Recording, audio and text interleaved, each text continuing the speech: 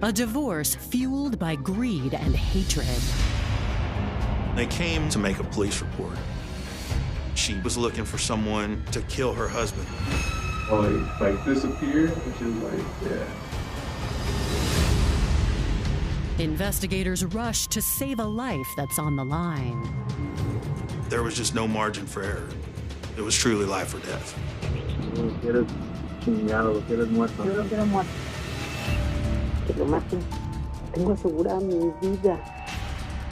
You could tell she was excited and thrilled with what was going on. A woman determined to kill shows investigators how far she is willing to go. Pero sí me interesa que se le echen al güey lo más pronto posible. That let me know that we are dealing with a truly evil woman.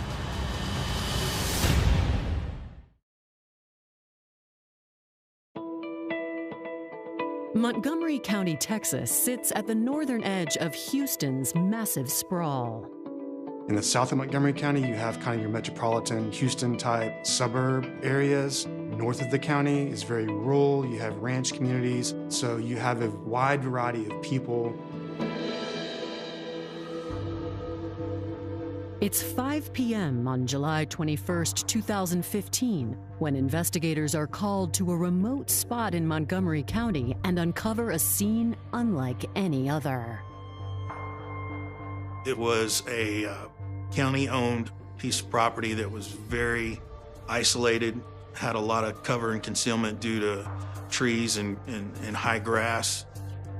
Detective Jason Martinez takes in an unsettling scene. I was standing above the body of a dead man in a grave.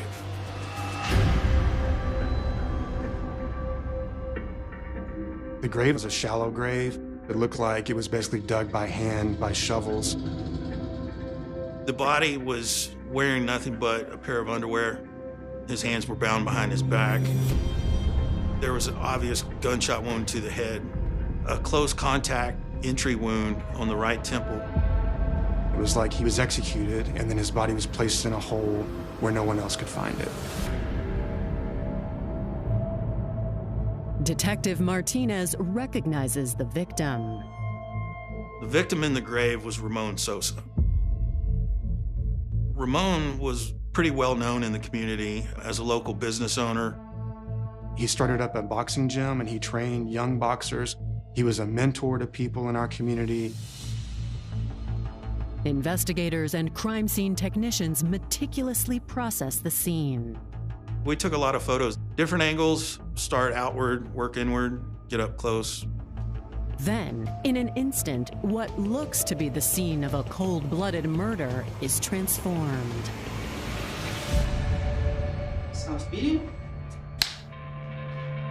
Ramon Sosa, R-A-M-O-N-S-O-S-A.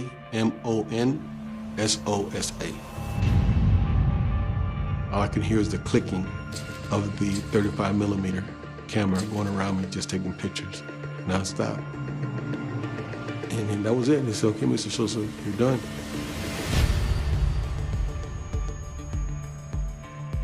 Once we completed taking the photos, we helped Ramon out of the grave. The crime scene is part of an elaborate sting operation. The plan was to stage the murder of Ramon, to fake Ramon's death. He was having to pretend to be dead to save his own life. I'm probably one of the few men that has ever walked out of his own grave alive.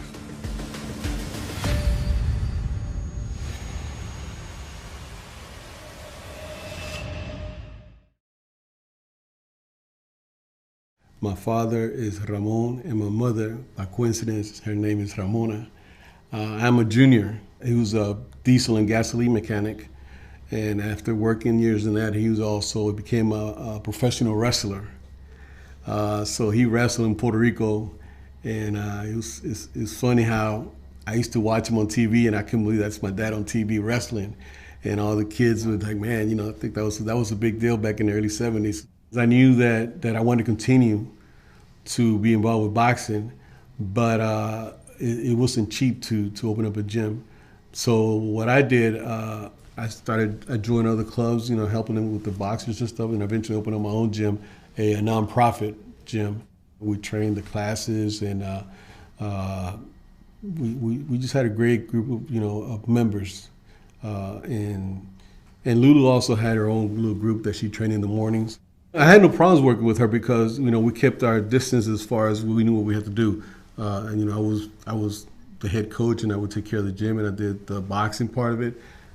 And then she did the business side of it, and buying the equipment, buying anything we needed, to paying bills, and she took care of the books. Lulu was treating me wonderful. She was a great person, you know, great, you know, I guess at the beginning, great wife for the first few years. Man, when I tell you, it was chilling to listen to the stuff that she was saying about me, how she wanted me dead. She was tired of me, and she just, you know, was just wanted me out of her life.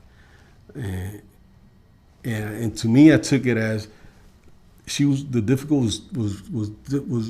divorce was very difficult, and it wasn't really going her way. And I think she got to the point where she was finding a way to take me out as soon as possible. This could have been prevented if Lulu would have just gone ahead and gone through the divorce. I mean, everything was going to split half and half. Everything was going to be, you know, and she could have lived happily ever after with her kids, you know.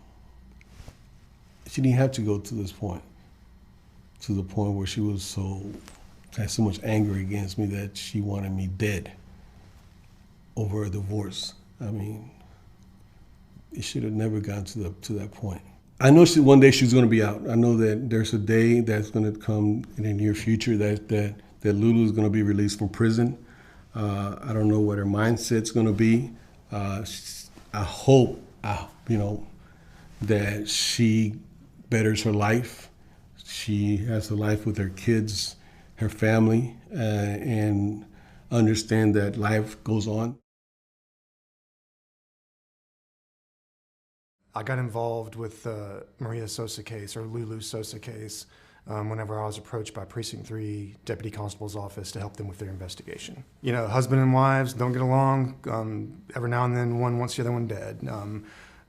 Business partners just don't get along. Instead of going through lawsuits and dealing with that, the other one wants the other one dead. The crime itself isn't anything that out of the ordinary. The way this crime was committed, and the kind of the person and how she went about doing it and how brazen she was, and the evidence that we were able to collect through the investigation is kind of what was out of the ordinary. What the undercover did in this case, he talked to her. He talked to her about what he could do. What exactly was it that she wanted done? When he asked her, "Why do you want this done? Is he abusing you?" She said, "No, he's just making my life miserable." And so that gives us another step inside of her mind, tells us what she's thinking. And the next thing that the undercover needs to do is get some type of payment. I mean, Lulu immediately left. The car that she was sitting in with him, went to an ATM, got money out, and brought it back to him as a first down payment. And she also sent him photographs of rings, watches that belonged to Ramon, diamond pendants that belonged to Ramon, that she said that she could give him after Ramon was dead. She is such a manipulator. You want to give as much evidence to a judge or a jury that you can in order to make sure that she's going to prison for as long as she deserves. And so, yes, we have enough at this point to make an arrest. We could have arrested her. Money changed hands. But because we're now in control of the investigation, we now want to develop the case more. And she's already said on audio that she's going to act upset, that she's going to act like the grieving wife.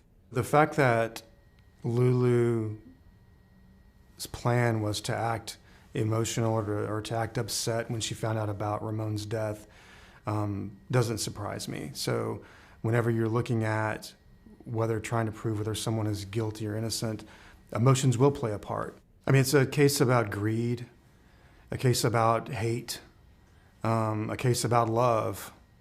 You know, all of those are kind of intertwined very closely. But mainly, you know, Lulu wanted what Ramon had, and she didn't want to wait to get it.